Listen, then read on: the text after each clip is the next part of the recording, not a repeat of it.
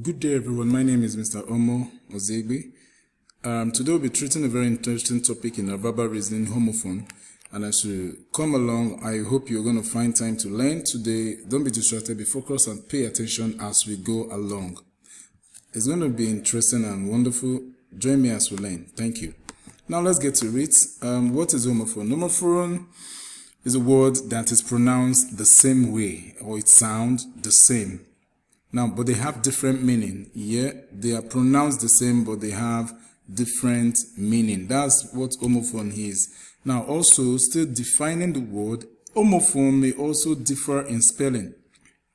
Two words may be spelled the same, yes, such as rose, a flower, as a flower, rose as the past tense of rise. Sometimes they may be spelled the same, but not all cases, all right? So, when they are spelled the same way, we have said homophone is this. When they are spelled the same way, we can call them what? We can call them homophone or homograph. We'll see that later.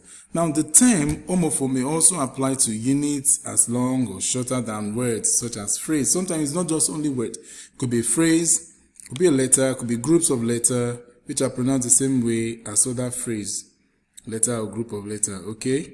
So don't worry, at the end of the lesson, you will not be tricked again by homophones. So any units that use that properly, so whatever we have said so far, words that are spelled the same way, sometimes those words that are spelled the same way, homophones that are spelled the same way, we call them both homographs and homonyms.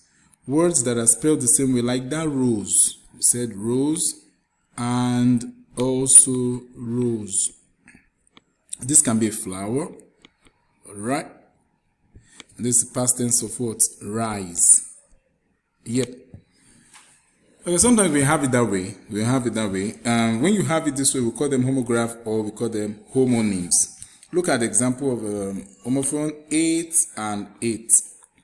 8 here is talking about the past tense of eat. Why 8 is the number after 7.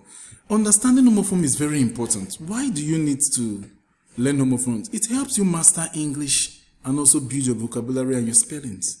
So those times when you'll be writing essay or you are putting down letter or whatever it is you are doing, if you don't know homophones and which word to use, you misplace them and you'll not be putting them properly in their right perspective. Okay, now you need to understand it because it helps build your English language and your vocabulary skill. So let's check some examples and let's see how they are used in sentences. Let's see how homophones are used in sentences. For example, we have break, break, and break. Now, this is how it is in a sentence. When teaching my daughter how to drive, I told her if she didn't hit the brake in time, she would break the car's side mirror. That is correct. So this brake here means what? The one in a car, you have to step on it, you hit the brake. Now, this brake here is something that is damaged. The car's window. I break the principal's glass. All right, now we have pair and pair. There is rain and rain. There is night and night. There is two and two. All these are homophones.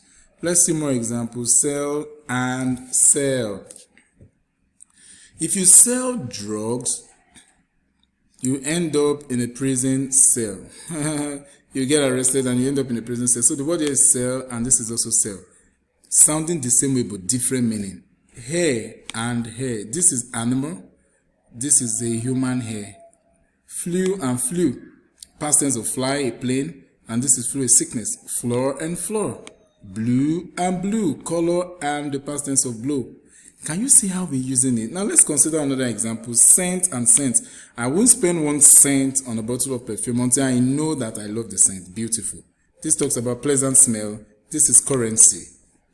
Okay. Dye and dye. If you accidentally drank a bottle of fabric dye, you might die. This is dye and dye. See and see. Okay? Flour and flour. We use flour for baking. Is that also flour to bake? I also need flour to decorate our compound. This is sale in the ship. This is sale for purchase and selling things.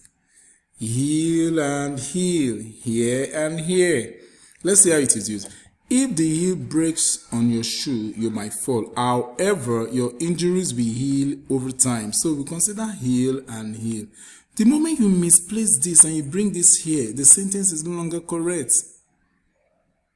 So that's why people get mixed up and they're like, what is this saying? How come? Because they don't understand what you have said.